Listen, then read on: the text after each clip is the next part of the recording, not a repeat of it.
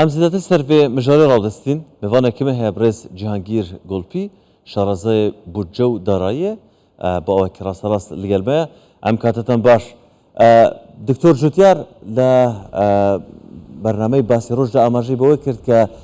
حکومت هرمی کردستان لسطا 95 او پابندیانی که لسر هرمی کردستان جبهجی کردن بلام چاوری بغداد کن بپی شروفه و بینینی ایوه ازمونی ایوه پیش بینی دکن عراق پابندیکانی خویان جبهجی بکن یان بابتک سیاسی و زحمت بەڵێ زۆر سپاس بۆ بەڕێست و سڵاو لە بینەرانی خۆشەویست سەبارەت بەو بابەتە یان سەبارەت بۆ پرسە یان سەبارەت بۆ ئاڵۆزیەی کە لە ئێستادا هاتووە ئاراوە دەربارەی ناردنی پشکی بودجەی هەرێم لەلایەن بەغداوە ئەتوانین بڵێین کە ئێمە پێشتر سەرنجی خۆمان یان پێشبینی خۆمان هەبووە بۆ ئەو بابەتە یان بە شێوەیەکی گشتی ئەتوانم بڵێم ڕوئایەکی وامان هەبووە کە تا ئێستا تا ڕادێکی باش بەرچاومان ڕوون بێ بەڵام بە شێوەیەکی گشتی ئەتوانم بڵێم کە لە ساڵی 2014ەوە پشکی هەرێم لەلایەن بەغداوە بڕا هەمیشە پاساوەکان بۆ ئەوە بوون کە حکوومەتی هەرێمی کوردستان پابەندی ئەرکەکانی نابێ نەوتەکەی ڕادەست ناکا داهاتە ئیتیحادیەکان ڕادەست ناکا کۆمەڵێک مەرج هەیە جێبەجێیان ناکات تا ڕادەیەک ئەو تێگەیشتنە بە شێوێنرابوو یان تێگەشتنێکی هەڵە دروستکرابوو یان ئەتوان بڵم جۆرێک لە تێگەشتنێکی وا لەلایەن بەشێک لە خەڵک دروستکرابوو یان ڕاگەاندکارەکان و سیاسیەکان بەو جۆرە قسەیانە کرد. دەربارەی ڕاست و دروستی ئەو بابەتە لە ساڵانی ڕابردووە من قسە ناکەم پێشتر قسەم لەسەر کردووە پێشتر لەبارەیەوە نووسیومە چونکە ئەو بابەتە هەمیشە دیوێکی تری هەبووە بەڵام بۆ ئێستا بابەتەکە بەو جۆرەیە کە ئێستا هیچ یەک لەو پاساوانە نەماون حکوومەتی هەرێمی کوردستان خۆی نەود نافرۆشێ حکوومەتی هەرێمی کوردستان ئامادەیە بە پێی قانونی ئیدارەی مالی بە پێی یاسای بودجە داهاتە ئیتیحادیەکان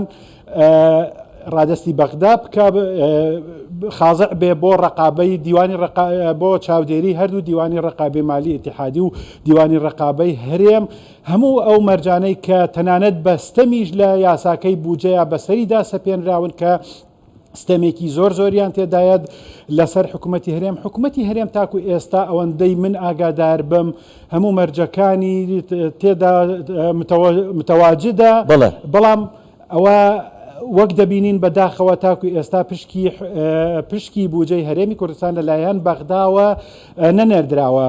بە پێی یاسای بودجە بە پێی ئەو واقعی کە ئێمە ئێستا تێداین کاتێک کە یاسای بودجە پەسەند کراوە ئەبوایە ڕاستە و خۆ پشکی بودجەی هەرێم بە پێی ئەو تەخسیساتانەی کە لە بودجەکەیە بە پێی فەسڵ و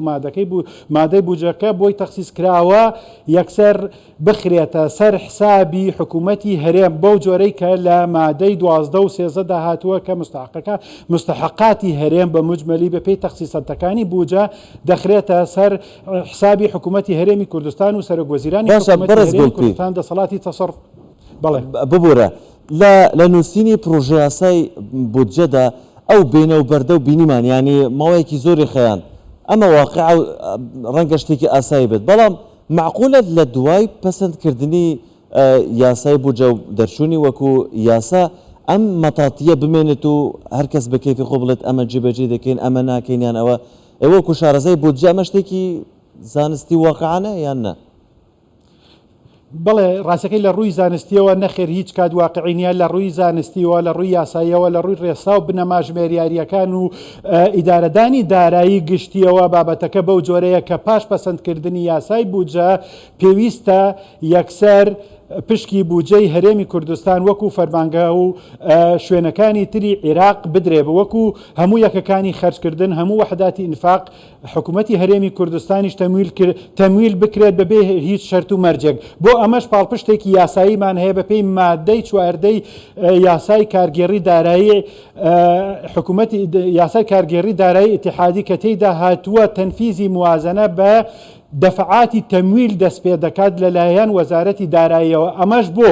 چونکە هەموو یەکەکانی خەرجکردن لە ئێستادا بەپێی ئەم وەزعی کە هەرێمی کوردستانیشی تێدایە حکوومەتی هەرێمی کوردستان و وەزارەتەکان و شوێنەکانی تریش وەکو ناوچەکانی تری عێراق هەرێمی کوردستانیش ئێستا داهاتەکەی بۆتە داهاتی کۆتایی یان بۆتە ئیرادی نهایی بۆ خەزانەی گشتی عێراق و خۆی داهاتێکی وای لە بەردەست نییە کە خەرجی کا و کاروبارەکانی پێوە هەڵسوڕێنێ هەروەکو فەرمانگە و شوێنەکانی تری عێراق لەم کاتەیە ئەرکی یەکەمی یان هەنگاوی یەکەمی جێبەجێکردنی بوجە دەکەوێتە سەر ئەستۆی وەزارەتی دارایی بە دەفعاتی تەمویلی دەست دەکا بە جێبەجێکردنی بوجە. ئەوە سەنەدی یاسایە. سەنەدێکی محاسبی ئێمەش ئەوەیە کە تۆ ئیرادت لە بەردەست نەبوو، سیولەت لە بەردەست نەبوو، هەموو وەحداتی ئیداریەکانت پێویستیان بە خەرجی بوو ئەبێ تەمویل بکرێت تاکو و دواتر تەسوێ ئەکرێ. سەنەدێکی تری ئەوەی کە پێویست بوو بە بێ ڕاوەستان حکوومەتی بەغدا، حکوومەتی هەرێمی کوردستان لە پاش پەسەندکردنی یاسای بوجەوە تەمویل بکا بەپێی تەخسیساتەکەی کە لە یاسای بوجەیەدا هەیە. هەر خودی یاسای بوجەیە لە بەپێی یاسای بوجە ئێمە تەخسیساتمان لە موازنە هەیە کە تەخسیساتمان هەیە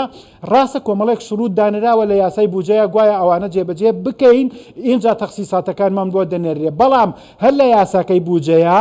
هاتووە کە هەرێمی کوردستان تەمویل دەکرێت بەو مستحقاتانەی لە هەمان کاتە تەدقیقەکرێ و پاشتر لە 2 تا 3 جێگە وتراوە کە تەسوێی مانگانە ئەکرێ، راپۆرتی مانگانە ئەدرێ، 3 مانگجارە تەسوێ ئەکرێ، 6 مانگجارە تەسوێ ئەکرێت، تەسوێی سەنەوی ئەکرێ. لە منطقی حسابیشە کاتێک کە تەخسیساتت هەبوو و باسی تەمویلی تەسوێی لاحق هەبوو، تەسوێی پاژوەختە هەبوو، ئیتر هیچ قەیدێکی تر نامێنێ بۆ تەمویلکردن. من پێم وایە ئەم ڕاگرتنە وەکو جۆرێک لە جۆرەکان گوشارکردنی سیاسیە لە حکوومەتی هەرێمی کوردستان. ئەمە شتێکی غەریب نییە. بۆ من پێشبینی کراو بووە بە دەیان لە ماوەی دەیان ساڵی ڕابردوودا هەموو هەنگاوەکانی حکوومەتی عێراق لە ڕێکەوتنەکانە لە ڕێکەوتنە نەوتی بوجەیەکەی ساڵی 2010 11 و 12 ئەوەی کۆتایی 2014 کە چەند مانگێکی 2015 جێبەجێکرا هەموو یاساکانی بوجەی لە ساڵی 2015 تاکو ئێستا هەموو یاسا بنەڕەتیەکانی بواری دارایی لە 2016 تاکو ئێستا کە لەوانەیە دەرفەت نەبێ یەکە ئاماژیان بۆ بکەم و قسەیان لەسەر بکەم بە جۆرێکدا ڕێژراون کە گوشارێکی زۆر لە حکوومەتی هەرێمی کوردستان بکەن بابەتەکەش تەنها مەسائلی مستحقات و تەسویات نەبێ بەڵکو ئیستیهدافکردن یان بە ئامانجگرتنی قەوارەی هەرێمی کوردستانە.